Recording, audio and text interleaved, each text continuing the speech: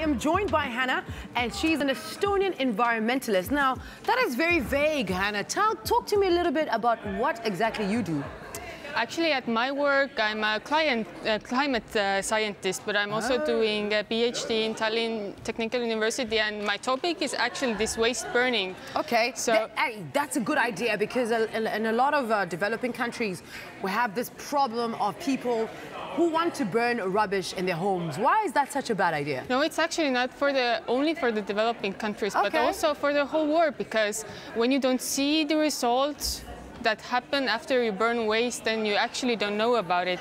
I have some pictures. So ooh, yes, we love pictures. Show us what you got. They are from Estonia, but I mean, these are quite global stories. So here's some bonfire from a house that just changed their fence. So these are coated paint fence tiles that they want to burn. And this is not very good example from burning waste, because from one side we have this global movement of recycling and reusing waste, and the other side we have the health impacts, what happens when you burn waste. So we should really start focusing on reusing and recycling these waste materials, not burning them away. And another question really I would like to ask is, we're burning all this trash at home, all this wood or whatever that we're not wanting to use anymore because we think it's the best way to dispose it. But there must be an obviously there is an environmental problem that arises with it. But then what about our health? All the toxins that we're burning? Because I was looking at some of the pictures that you put on, there seemed to be a bit of paint on some of the wood that we saw. Yeah, exactly. So we're burning toxins, right? Exactly. So we cannot really control the temperatures, and there is a very low temperature window when the dioxins start to form. When they form, they are very persistent in the environment. They are in the environment for a very long time. So there have been studies in Netherlands where they found more dioxins in organic eggs compared to the conventional eggs, and this was actually linked to the historical waste combustion.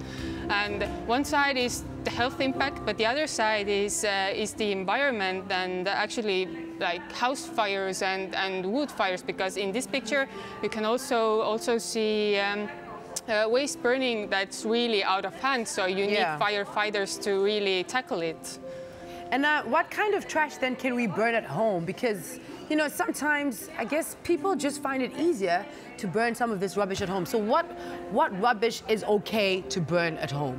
I mean, there is never any rubbish that can be burned at home. Like, it's never okay. You can only burn pure wood and pure paper or cardboard, because nowadays all the packaging have this thin layer of plastic on the paper. You think it's pure paper or pure cardboard, but actually it's coated with plastic, and automatically when you throw it into the fire, then you get the dioxide. Are you talking about that waxy sort of feeling paper? Yeah.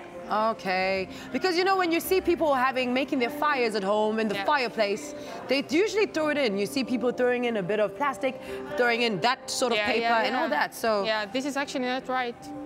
And you get very difficult conditions inside the stoves when you're at home. So when you're inside the stove starts fire, then it's very hard to put it off, and it's a fire hazard to your house.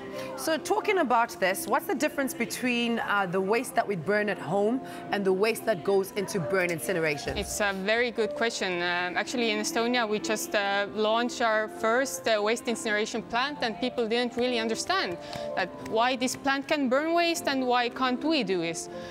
But the waste incineration plant, the temperatures are very high, so they are about 1,100 degrees Celsius. This is about over 2,000 degrees Fahrenheit, so they are very, very high. And you need this high point of temperature to really burn off these dioxins. And these dioxins are linked with cancer and all those diseases.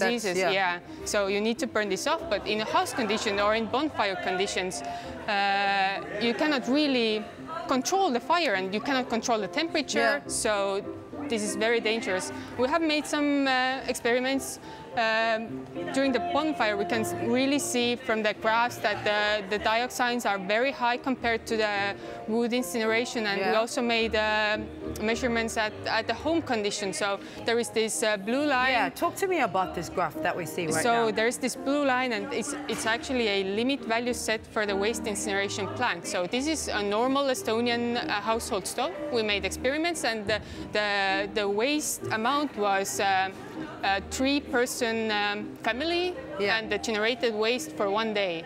Wow. So it's a very small amount of waste compared to the waste incineration plant. Yeah, absolutely. And actually the results were 1,000 times higher than this limit value. So this should really, really send out the message. But you know, it's very hard to explain to people when they don't see the health effects right away. Yeah. These will accumulate over time period.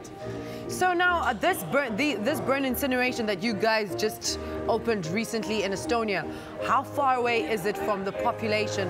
Is it in Tallinn? Yeah, it's Tallinn. Okay, it's like one side of the Tallinn. It's not in the center, but it does affect. And it has to be far away from the population so that as it rises, because I mean, of course the smoke is going to rise. Yeah, and smoke is going to rise, but in case of incineration plant, they have the filters, the different means how to tackle this pollution problem that the household stoves don't have. So the smoke that comes out from the chimney there, it's not so hazardous as the one that's coming up from the house. Yeah. So just looking at it, I mean, there's obviously going to be smoke when you even burn in an incineration. Yeah. Is it even a good idea to still burn in an incineration? I mean, it's only one management option that you have to choose to burn the waste, because first of all, there should be prevention of waste, there should be reusage of waste and recycling. So in the end, you should have less waste to actually burn away. So it should be a very small problem, not this big one that we have right now, because we're tackling the issues with the recycling and reusage. Hanna, thank you so much. You're not just pretty, but you are very clever. I see why you're doing this and making it so easy to understand as well, because these issues are quite intricate and complicated. But when you have someone like her who can make it simple, I mean, it just makes you want to do better and make sure that you manage that waste.